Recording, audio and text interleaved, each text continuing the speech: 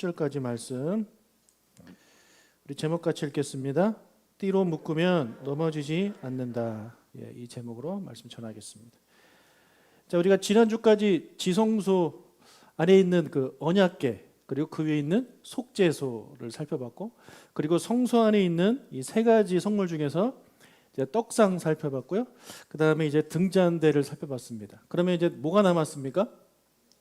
분향단이 남았는데, 이 분향단을 이제 기록을 해야 되는데 출애굽기는요 분향단을 30장에 가서 기록을 하고, 그리고 여기에서는 그냥 성막의 구조물에 대해서 성막을 어떻게 짓고 무엇으로 짓는지 이 건물과 같은 그 성막에 대한 기록을 하고 있습니다. 자, 먼저 우리 15절부터 17절까지를 읽겠습니다.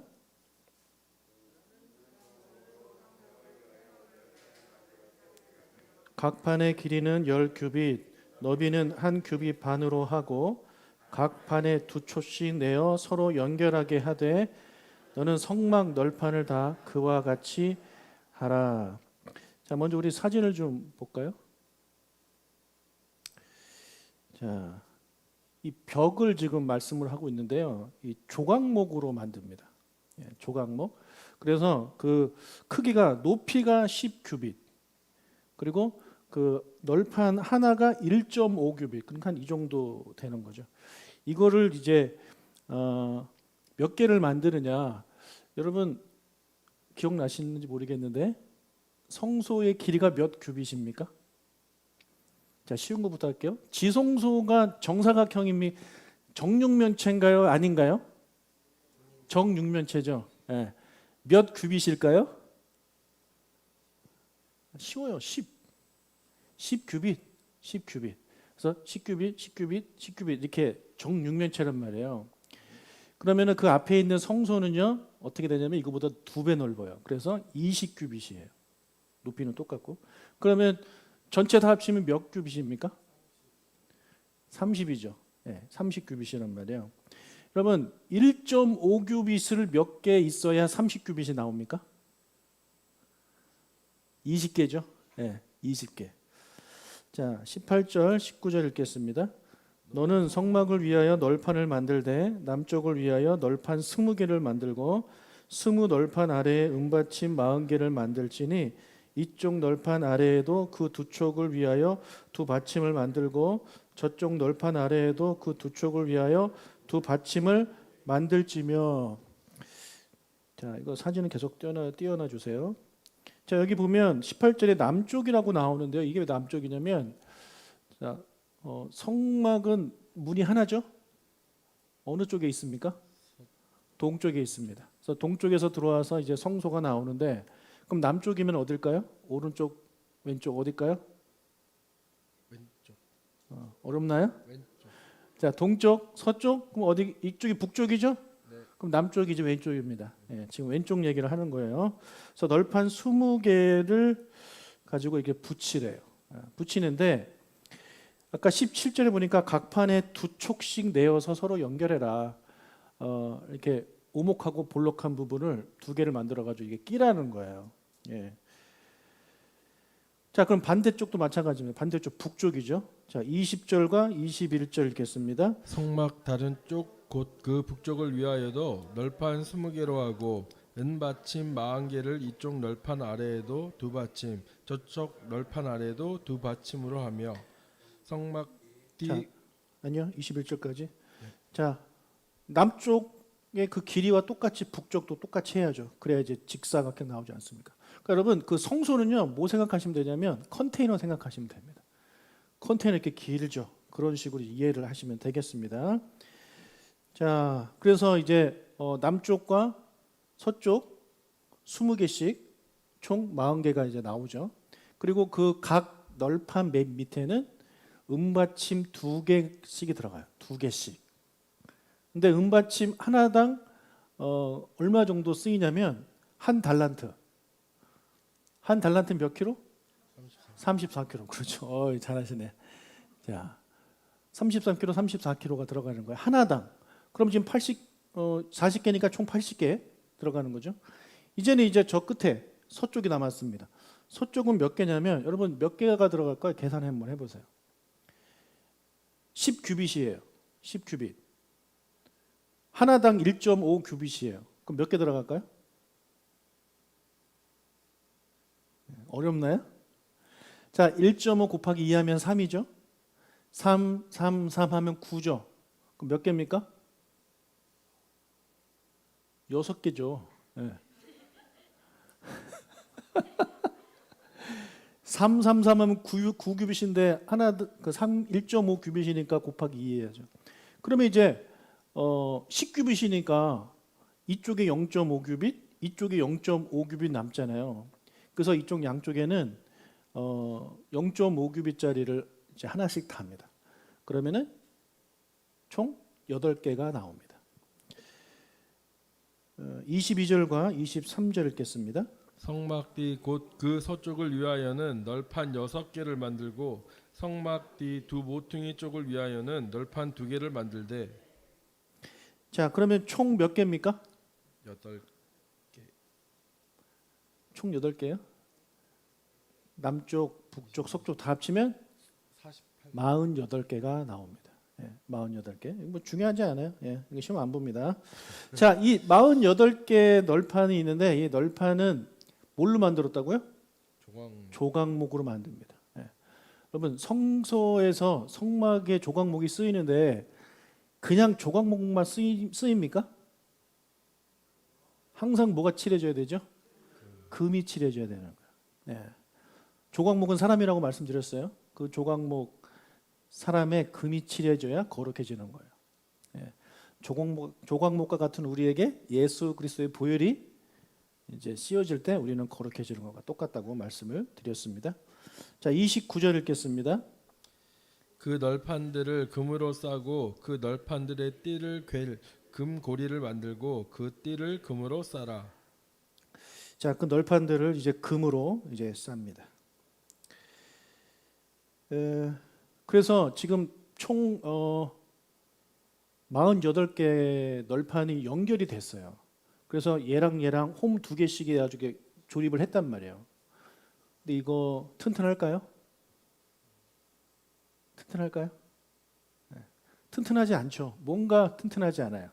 그래서 이것을 튼튼하게 하기 위해서 무엇을 하냐면 띠를 만듭니다. 띠를 둘러요. 자, 26절부터 29절까지 읽겠습니다. 너는 조각목으로 띠를 만들지니 성막 이쪽 널판을 위하여 5개요 성막 저쪽 널판을 위하여 5개요 성막 뒤 곧 서쪽 널판을 위하여 5개이며 널판 가운데에 있는 중간 띠는 이 끝에서 저 끝에 미치게 하고 그 널판들을 금으로 싸고 그 널판들의 금고리를 만들고 그 띠를 금으로 싸라. 자, 이 띠도 역시 뭘로 만들어요? 금. 조각목으로 만듭니다. 조각목으로 만들고 거기에다가 금을 씌우는 거예요. 항상 이거는 조각목, 금. 그러니까 조각목과 금은 항상 같이 가는 겁니다.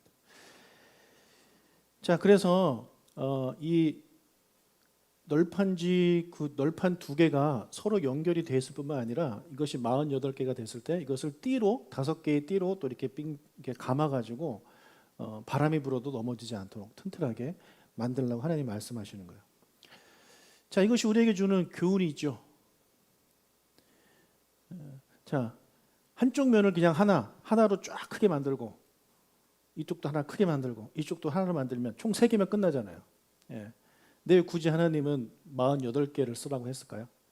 첫 번째 이유는 운반하기 쉽게 하도록 그렇게 하겠죠. 두 번째는 조각목은 하나로 만들기가 어려운 나무입니다.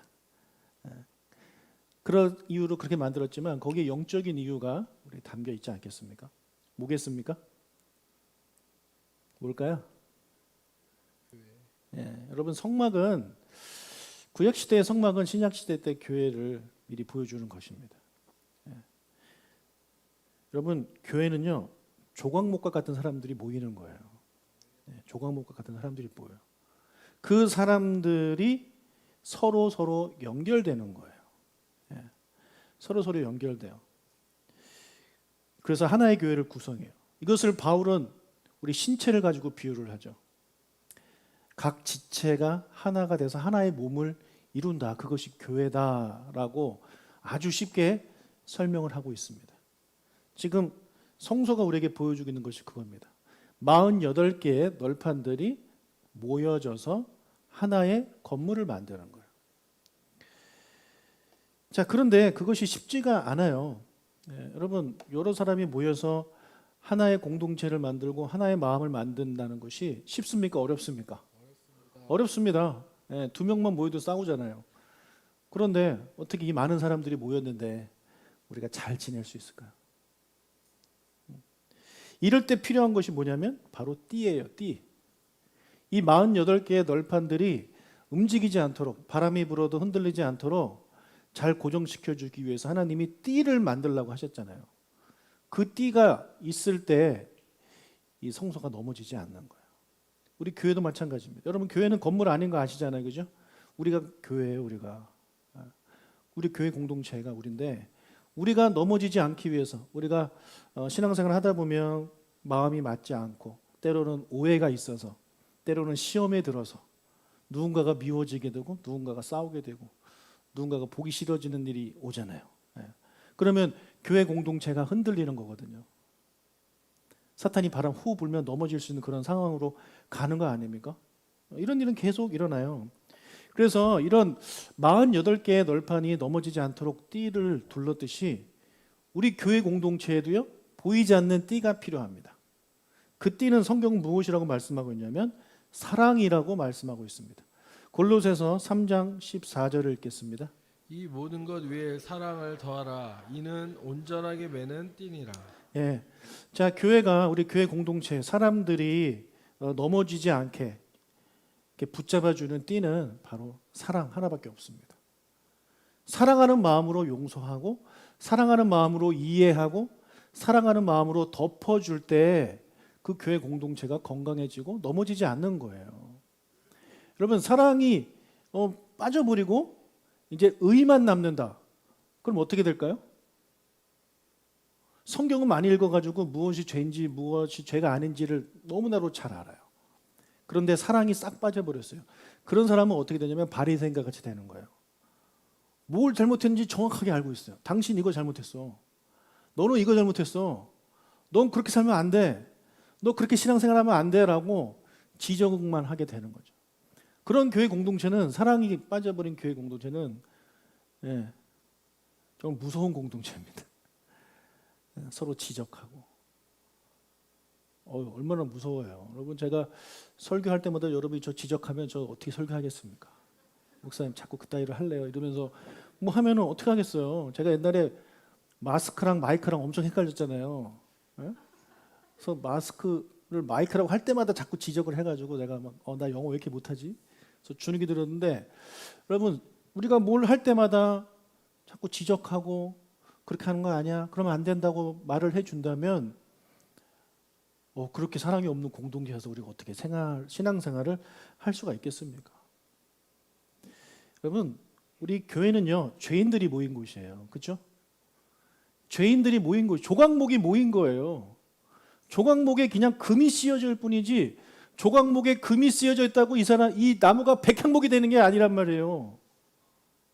겉으로 보기엔 그대로 조각목이에요. 그냥 금만 씌어진 겁니다. 저 여러분 죄인이잖아요. 죄인이었는데 예수님의 보혈로 의인이 된 거 아닙니까? 그러나 여전히 우리에게는 죄인의 습성이 남아 있어요. 부족하단 말이에요. 여러분, 거룩한 척하지 마시고 죄 없는 척하지 마세요.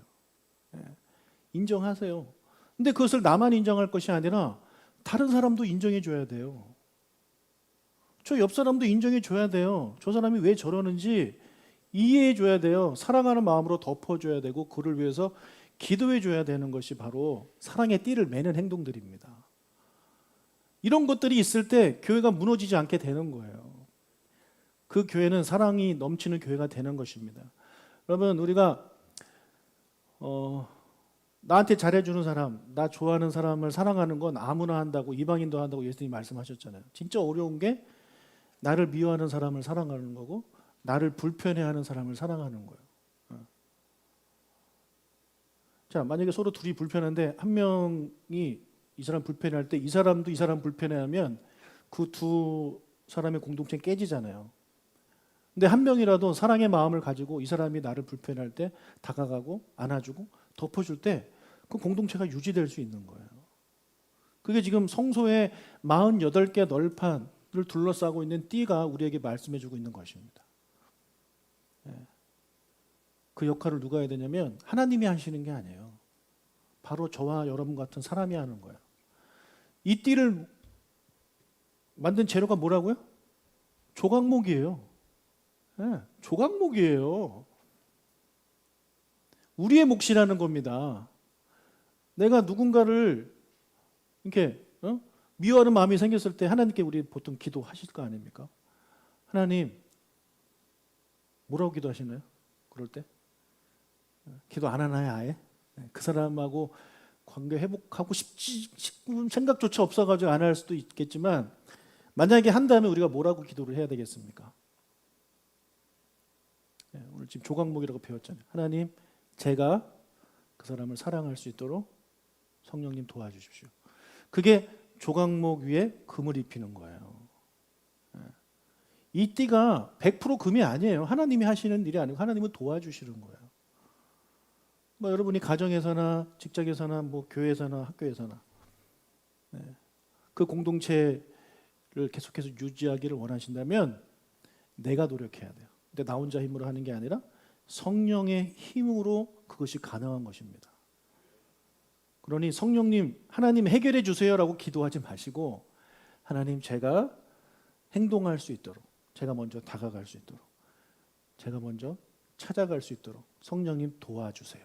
그렇게 기도하는 저와 여러분이 되시길 주님의 이름으로 축복합니다. 아멘. 그래야 우리 교회가 사랑이 넘치는 교회가 되는 거예요. 그냥 뭐 분위기 좋으면 사랑이 넘친다 우리가 착각할 수 있어요. 새 가족 왔는데 막 환영 잘해주고 막 밝은 얼굴로 이렇게 해주면 이 교회는 사랑이 넘치네라고 처음 오신 분이 착각할 수 있어요. 그런데 교회를 좀 다녀보니까 와, 이 교회 안에 엄청난 그런 갈등들이 있구나. 와, 저 둘이는 얼굴 눈도 마주치지 않는데 이런 것들을 새신자가 보는 순간 새신자들이 뭘 느끼겠습니까? 이 교회는 사랑이 없구나. 나도 여기서 신앙생활 하다가 누군가 조금만 부딪히면 나를 저렇게 대하겠네? 라는 마음을 가지지 않겠습니까? 여러분, 우리 교회는 사랑이 넘치는 교회입니까? 사랑이 넘치지 않는 교회입니까? 확실합니까? 착각 아닌가요? 착각이 아니었으면 좋겠고요. 아멘. 우리 서로 사랑하는 우리가 되시길 주님의 이름으로 축복합니다. 아멘. 아멘. 자, 이제는 이 벽을 만들었으니까 위에 이제 지붕을 만들어야 되는데 성막의 지붕은요 나무를 이렇게 만들어 가지고 이렇게 덮는 게 아니에요. 그냥 천을 씌웁니다. 한 가지를 씌우는 게 아니라 총 4가지를 씌워요. 자, 4가지 왜 4가지나 씌우겠어요? 중요하니까, 그죠? 이거 뚜껑 덮지 않으면 비 내리고 이슬 내리고 뭐 동물들 와서 뭐 똥 싸고 가고 뭐 이럴 거 아닙니까? 그 안에 있는 성소 안에 있는 것들이 너무나도 소중하기 때문에 4겹이나 해가지고 그것들 지키는 거예요. 자, 먼저 그림을 볼까요? 자, 보면은 내부 앙장이 있고 외부 앙장이 있고 내부 덮개가 있고 외부 덮개가 있습니다. 총 4개를 쌓는 거예요. 이 중에서 첫 번째 거 보겠습니다. 제일 안쪽에 있는 휘장 26장 1절입니다. 너는 성막을 만들되 가늘게 꼰 배실과 청색, 자색, 홍색 실로 그룹을 정교하게 수놓은 10폭의 휘장을 만들지니. 자,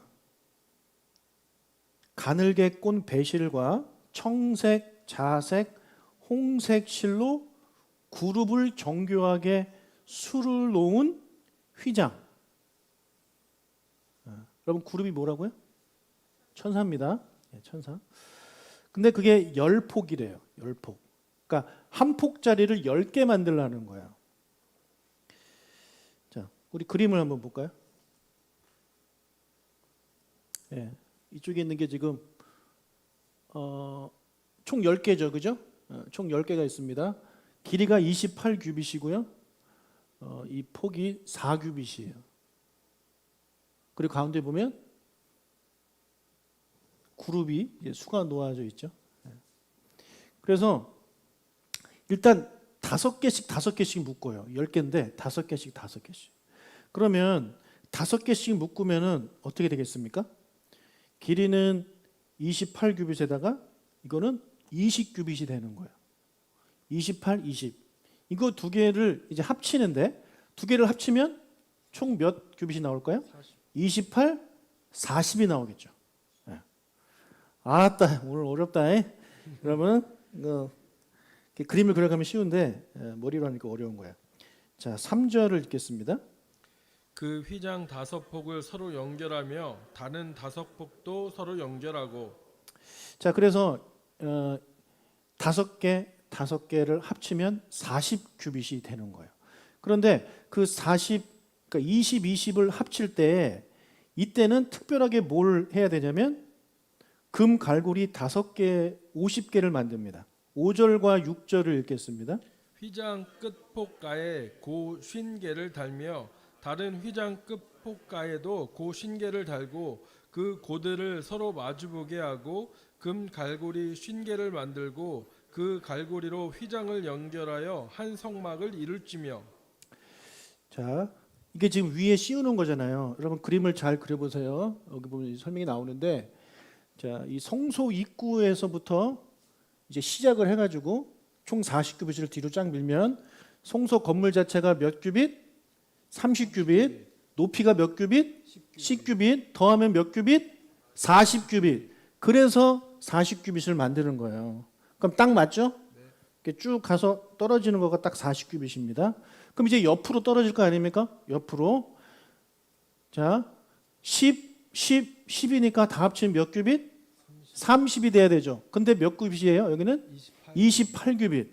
그러면 끝에가 9규빗이 되겠죠. 그죠? 1규빗씩 부족해요. 예. 하나님이 일부러 이렇게 디자인하시는 거예요. 이게 거룩한 휘장이기 때문에 밖에 있는 땅바닥에 묻지 않도록 1규빗 정도 올리시는 겁니다.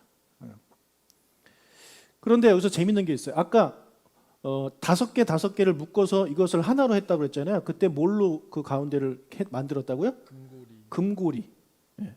우리 금으로 된 고리 있잖아요. 이거를 껴서 50개를 해서 만들어요. 그 위치가 어디냐면 성소와 지성소가 만나는 위치가 바로 거기입니다. 그림이 그려지시나요? 네.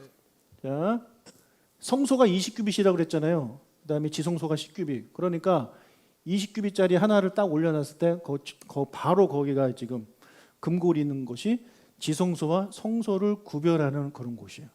그러니 이 그 안에 들어가서 봤을 때 천정을 올려보면 무엇이 보입니까?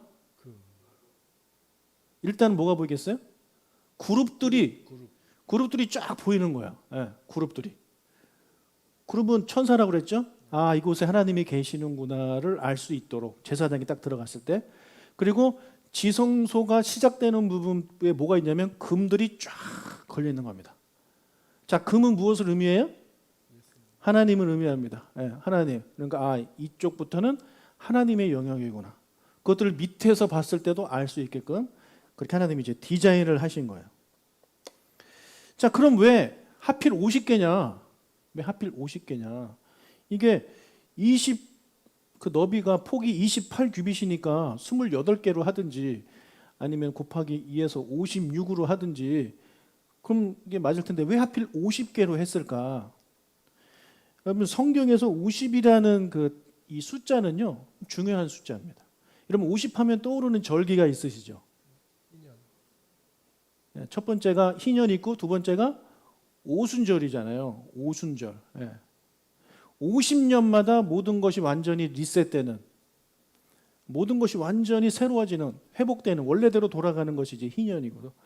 또 이거를 이제 오순절로 하면, 오순절은 어떤 날입니까?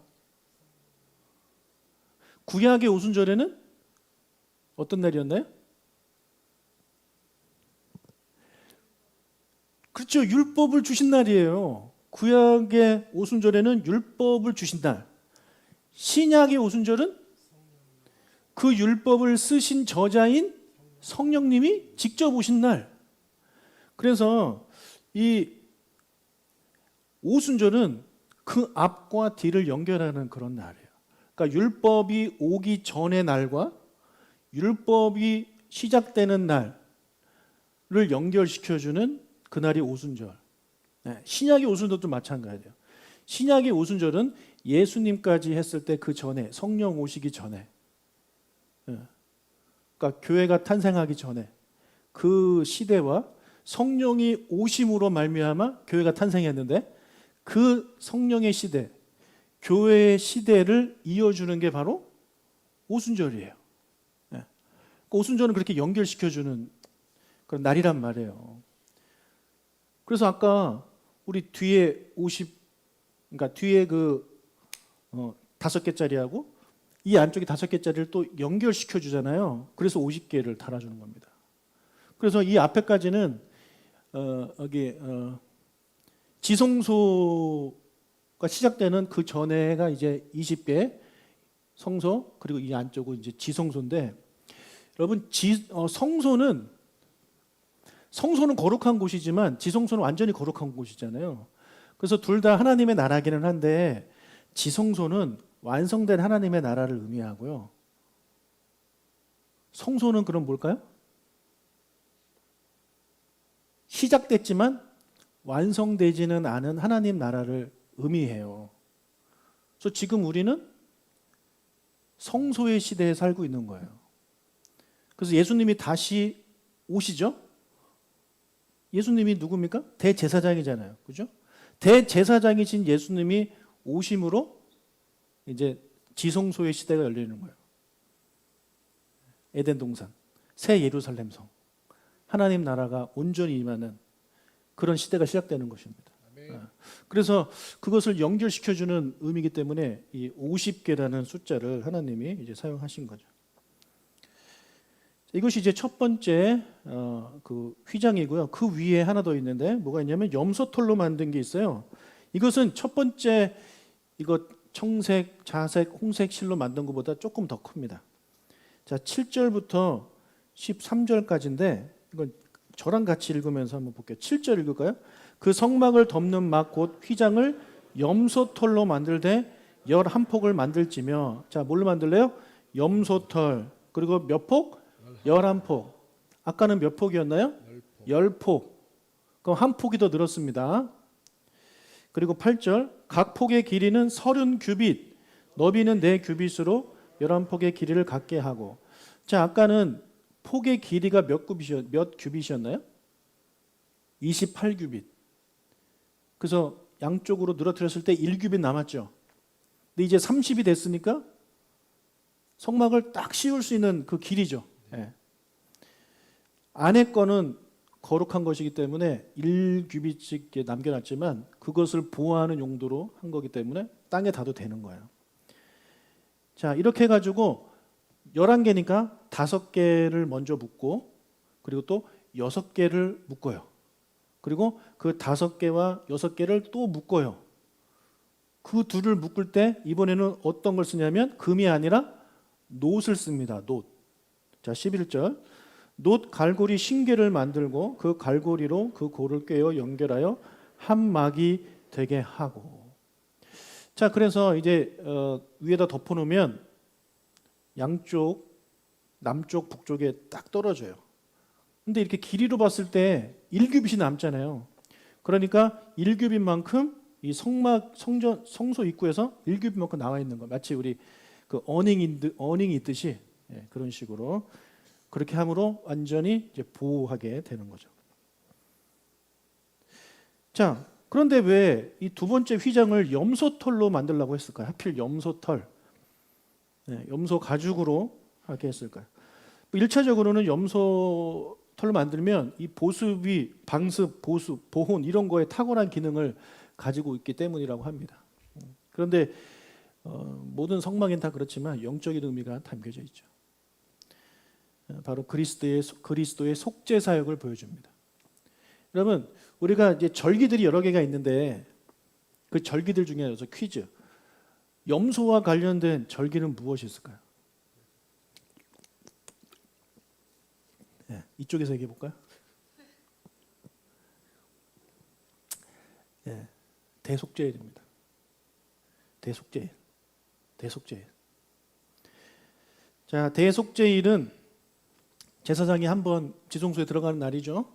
그날 무슨 일이 있냐면 두 마리의 염소, 수염소를 준비해요.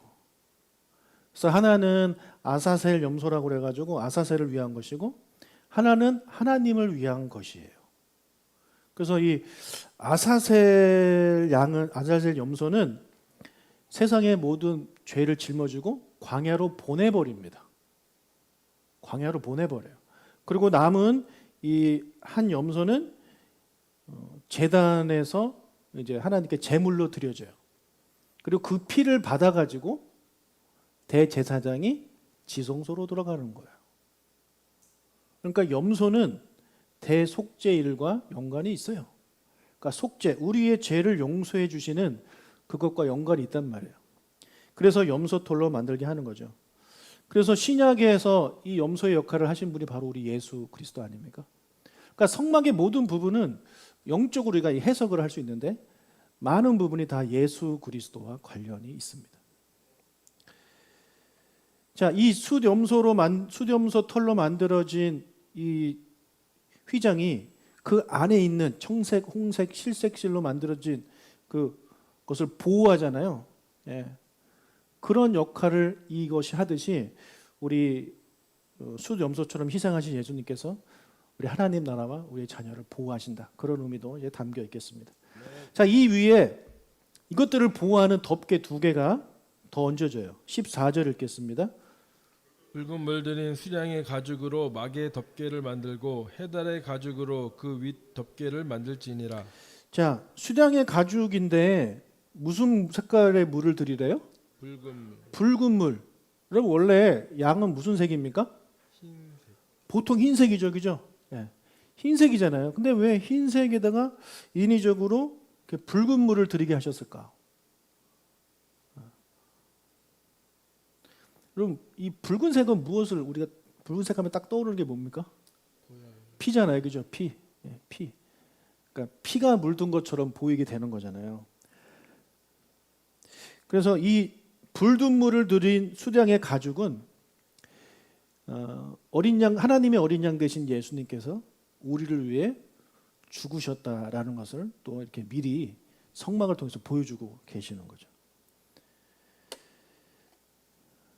그리고 마지막에는 제일 끝에 이제 해달의 가죽으로 덮는데 여러분 광야가 얼마나 뜨거운지 몰라요.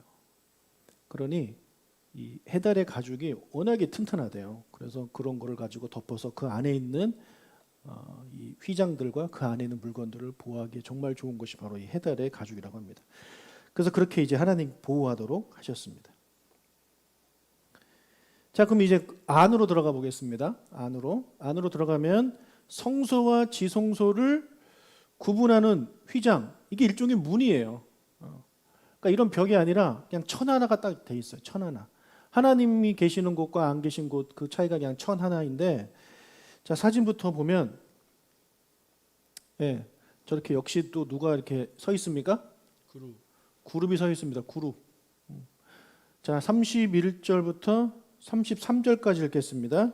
너는 청색, 자색, 홍색 실과 가늘게 꼰 배실로 짜서 휘장을 만들고 그 위에 그룹들을 정교하게 수놓아서 금 갈고리를 내 기둥 위에 늘어뜨리되 그 내 기둥을 조각목으로 만들고 금으로 싸서 내 은 받침 위에 둘지며 그 휘장을 갈고리 아래에 늘어뜨린 후에 증거궤를 그 휘장 안에 들여놓으라. 그 휘장이 너희를 위하여 성소와 지성소를 구분하리라. 자, 이 휘장도 청색, 자색, 홍색 실로 만듭니다. 자, 저기 지금 그룹이 이렇게 수가 놓아져 있는데 어떤 장면이 이제 우리에게 떠오르냐면 아담과 하와가 범죄한 이후에 에덴 동산에서 쫓겨나요. 그리고 하나님이 그룹을 세워가지고 못 들어오도록 막습니다.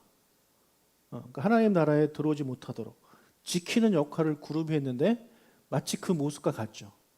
이 지성소는 하나님이 계시는 공간이기 때문에 이런 그룹들이 딱 앞에 있으면서 이곳은 하나님의 공간이야, 죄인들은 들어올 수 없어 라는 것을 저 그룹을 통해서 우리에게 저 메시지로 보여주고 계시는 거죠.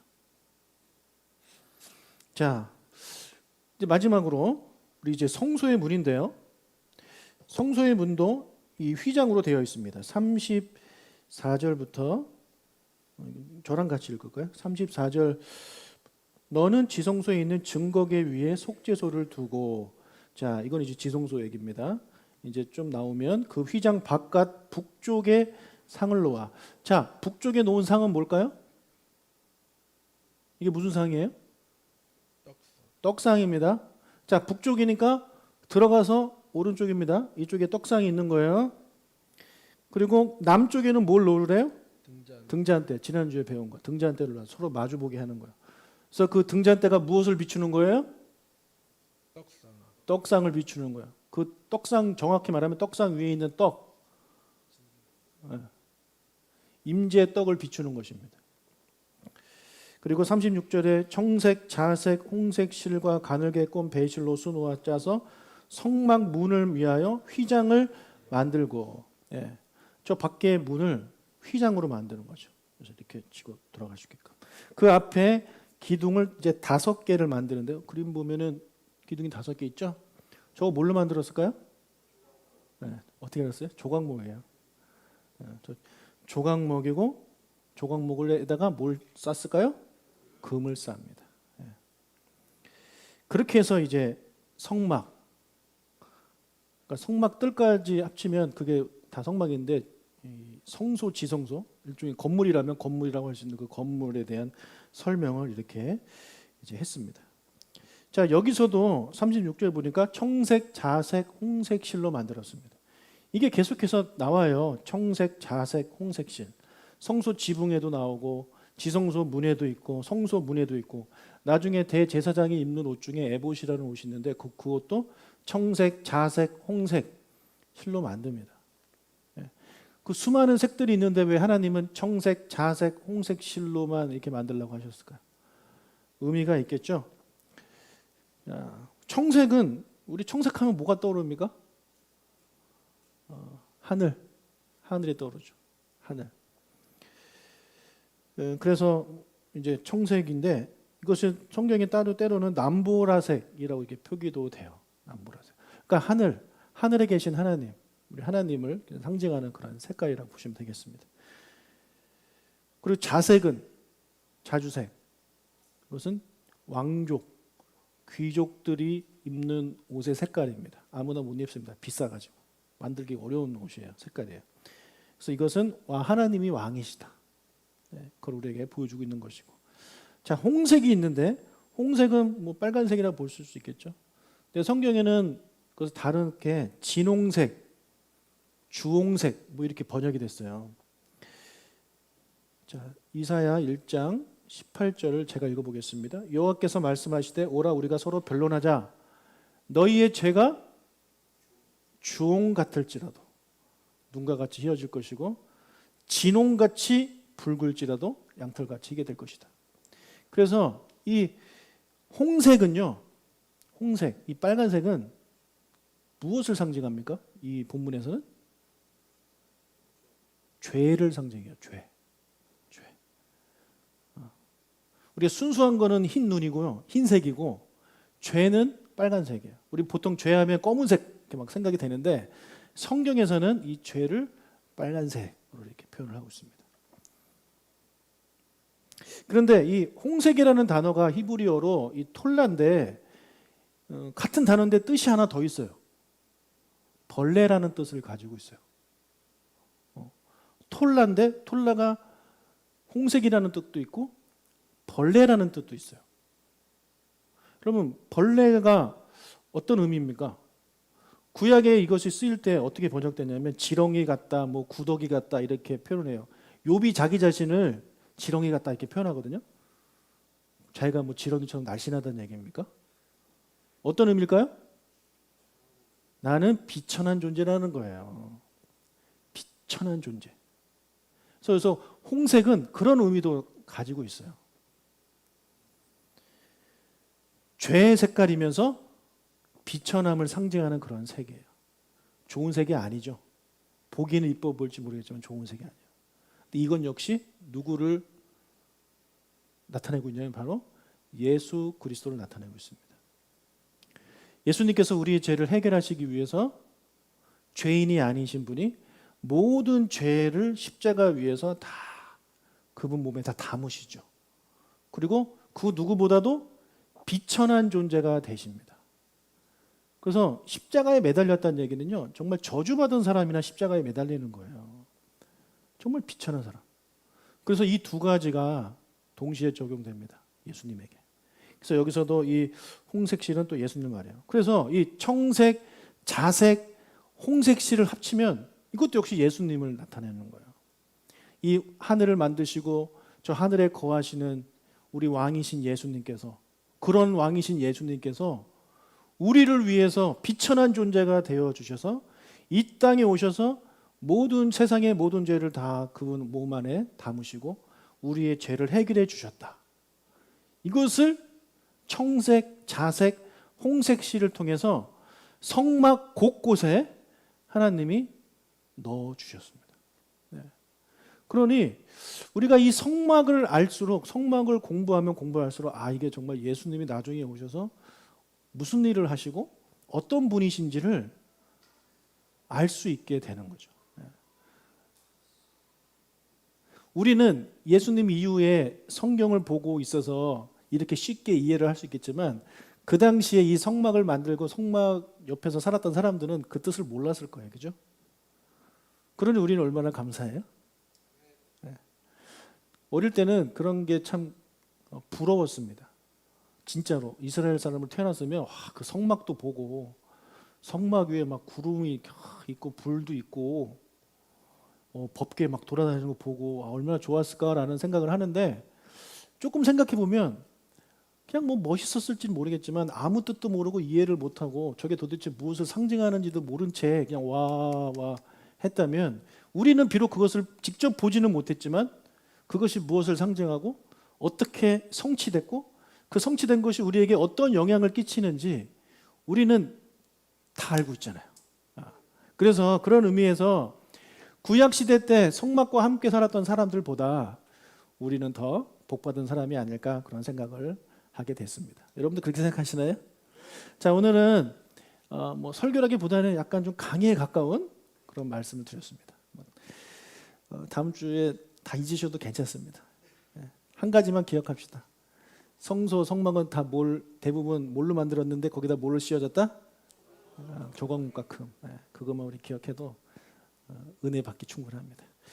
자, 우리 같이 찬양하고 우리 기도하겠습니다.